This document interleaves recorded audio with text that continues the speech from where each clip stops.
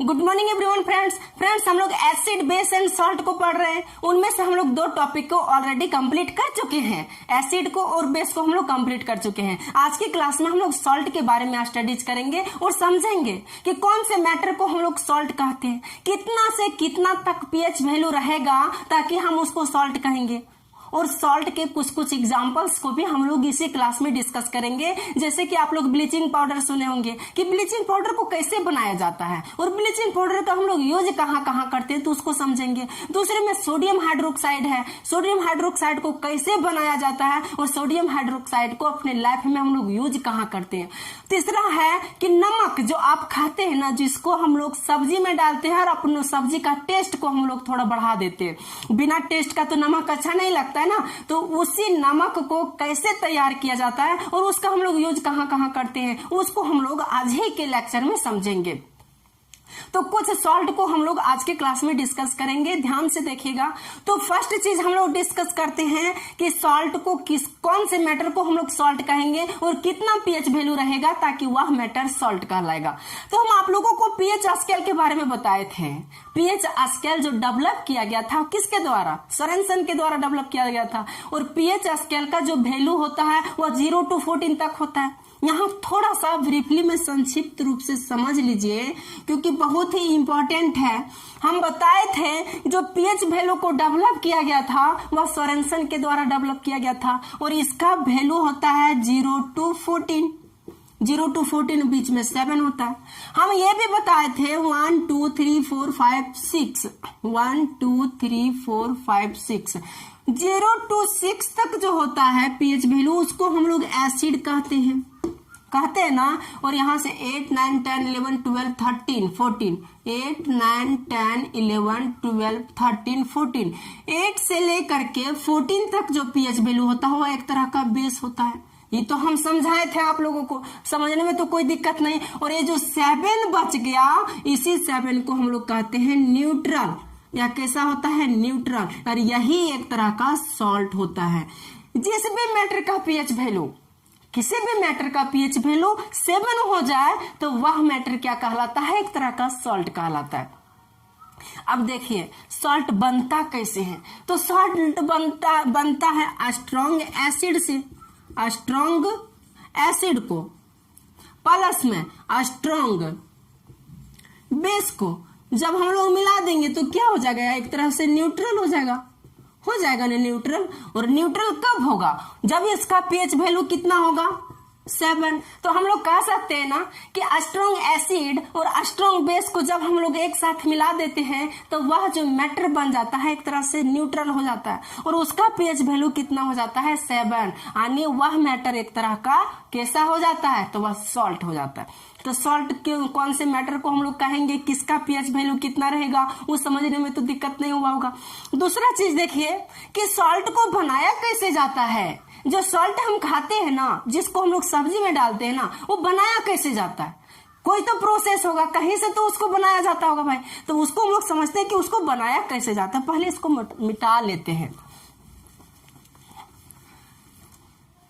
तो बहुत ही interesting fact है और इस फैक्ट को हम लोग एक टॉपिक में पढ़ते हैं कि नमक को कैसे बनाया जाता है और उसे कहां से प्राप्त किया जाता है। तो उसको हम लोग एक टॉपिक में पढ़ते हैं और उस टॉपिक का नाम है chemicals from common salt. Topic का नाम है केमिकल्स फ्रॉम कॉमन सॉल्ट। इसी टॉपिक में हम लोगों को यह पढ़ना पड़ता है कि नमक को कहां बनाया जाता है और उसको कैसे प्राप्त किया जाता है। तो फ्रेंड्स सबसे पहले ये समझ लीजिए कि नमक जो बनाया जाता है ना, वह नमक हम लोग खुद उसको नहीं बनाते हैं। हम लोग अपने घरों में उसको नहीं बनाते हैं। नमक को समुद्र में तैयार किया जाता है। समुद्र होता है ना, उसे समुद्र में तैयार किया जाता है। जैसे कि ये समुद्र है, ये सी है, यहाँ पर कई तरह के सॉल्ट पाए जाते हैं, बहुत तरह के सॉल्ट पाए जाते हैं। यहाँ पर कई तरह के सॉल्ट पाए जाते हैं, लेकिन इसी सॉल्ट में यहाँ से NaCl को निकाला जाता है। किसको? NaCl को। और यही नमक है जिसको हम लोग खाने में यूज करते हैं। लेकिन बात यह है कि जब ये NaCl इसके साथ मिला होता है, इसके साथ एक साथ मिला होता है तो यह इसका कलर कैसा होता है? Brown colour. ब्राउन कलर का होता है। ब्राउन कलर इसलिए होता है क्योंकि इसमें बहुत सारा डस्ट है, इसमें बहुत सारा डस्ट है, यानी एक तरह से कहा जाए तो यह इम्प्योर है। तो इम्प्योर की पोजीशन में यह ब्राउन कलर का होता है, और ये ब्राउन कलर का होता है। फिर यहाँ से जब प्योर करके NaCl को निकाला जाता है ना, तब ये व्हाइट कलर का हो जाता है। और आप लोग यदि नमक खाते होंगे तो आप लोगों को पता है कि नमक व्हाइट कलर का होता है, लेकिन नमक को बनाने से पहले वह ब्राउन कलर का होता है। और वो बनाया कहां से जाता है, तो समुद्र से उसको प्राप्त किया जाता है। अब बात रही कि कितना कॉम्प्लिकेटेड प्रोसेस से उसको प्राप्त किया जाता है नमक को, और ये नमक यहाँ पर बनता कैसे है। फ्रेंड्स, ये नमक जो बनता है ना, वह हाइड्रोक्लोरिक अम्ल, हाइड्रोक्लोरिक अम्ल जो होता है, और ये हाइड्रोक्लोरिक अम्ल जब सोडियम हाइड्रोक्साइड से, किससे, सोडियम हाइड्रोक्साइड से रिएक्शन करता है, तब रिएक्शन करने के बाद NaCl बनता है, प्लस में यहाँ पर जल बन जाता है। तब जाकर के यह नमक यहाँ पर तैयार किया जाता है इस समुद्र में।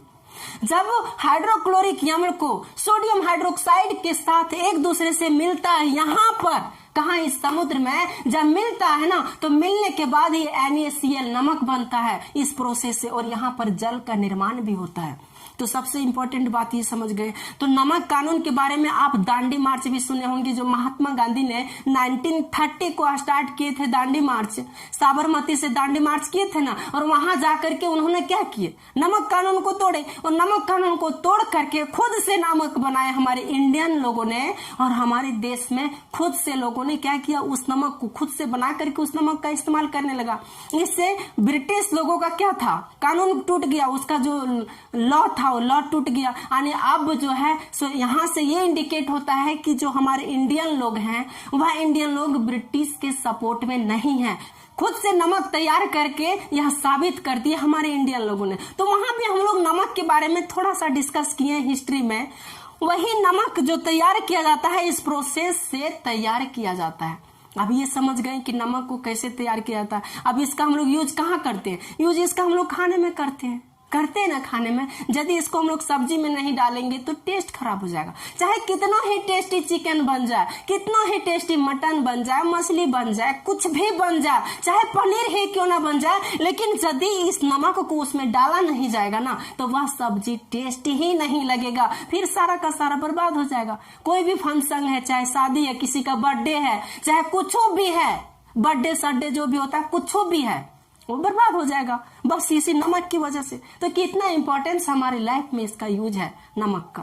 अब हम लोग समझते हैं सोडियम हाइड्रोक्साइड को कैसे बनाया जाता है। ये सोडियम हाइड्रोक्साइड है ना, ये सोडियम हाइड्रोक्साइड कैसे बनता है, ध्यान दीजिएगा, बहुत ही इंपॉर्टेंट फैक्ट है। और इसको हम लोग समझ जाते हैं कि सोडियम हाइड्रोक्साइड को कैसे तैयार किया जाता है।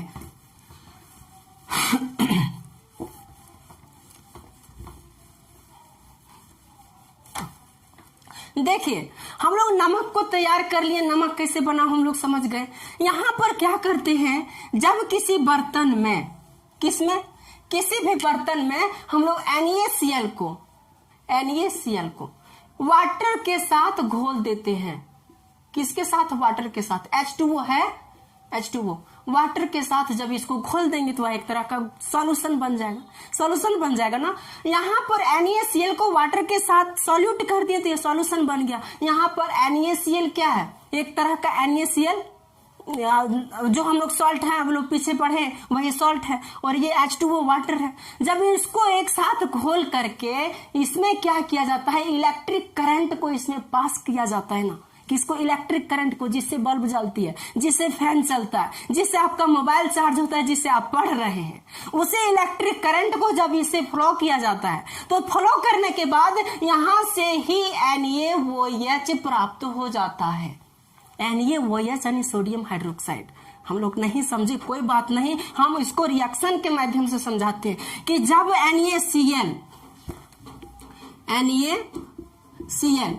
रिएक्शन करेगा, जल में तो घुला हुआ है, जल में तो NaCl घुला हुआ है, और इसमें हम लोग इलेक्ट्रिक करंट देंगे, इलेक्ट्रिक करंट, तब ये NaOH बन जाता है।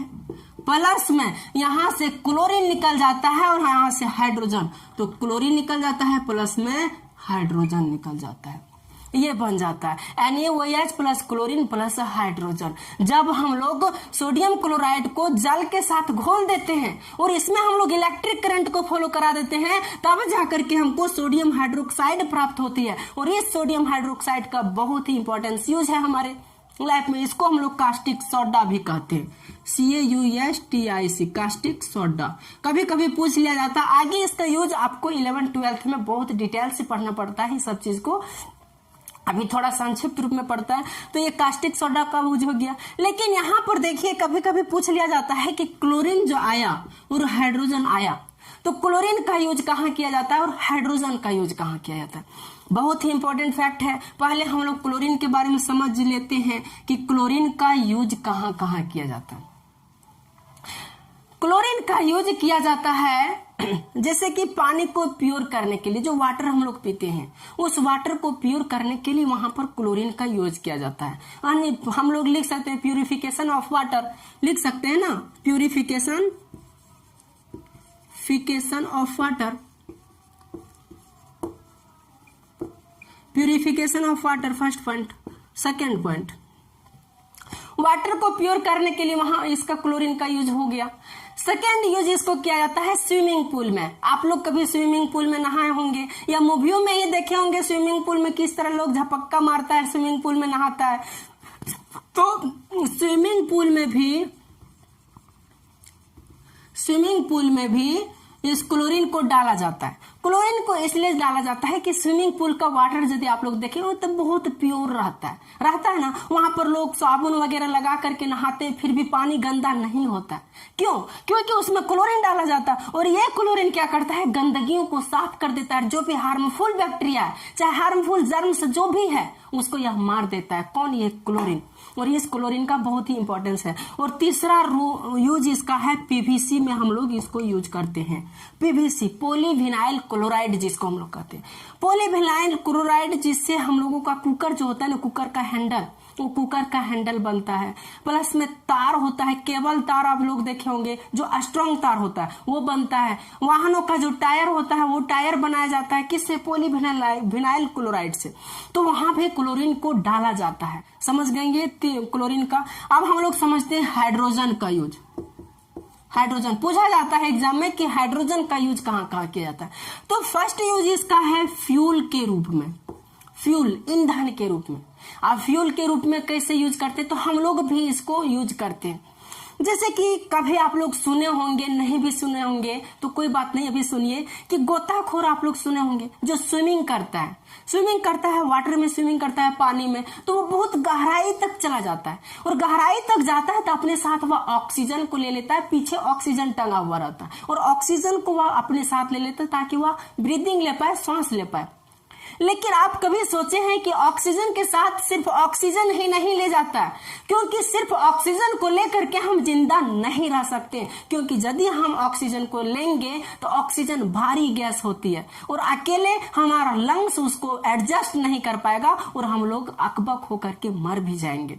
ऑक्सीजन को नहीं लेंगे। जब हम लोग अभी भी सांस लेते हैं तो ऑक्सीजन के साथ हम लोग नाइट्रोजन लेते हैं, कार्बन डाइऑक्साइड लेते हैं, सिर्फ ऑक्सीजन को अकेले थोड़े न लेते हैं। तो वहां भी जब गोताखोर लोग वाटर के नीचे जाता है तो अपने साथ ऑक्सीजन के साथ हाइड्रोजन भी ले जाता है। जब बहुत गहराई में जाता है तब, लेकिन थोड़ा सा गहराई में जाता है तो वह अपने साथ नाइट्रोजन को ले जाता है। लेकिन जब ज्यादा गहराई में जाता है तो अपने साथ वह हाइड्रोजन को ले जाता है। तो एक तरह से फ्यूल ही हुआ ना, फ्यूल हम लोग उसको फ्यूल के रूप में यूज करते हैं। तो हाइड्रोजन का ये यूज हो गया।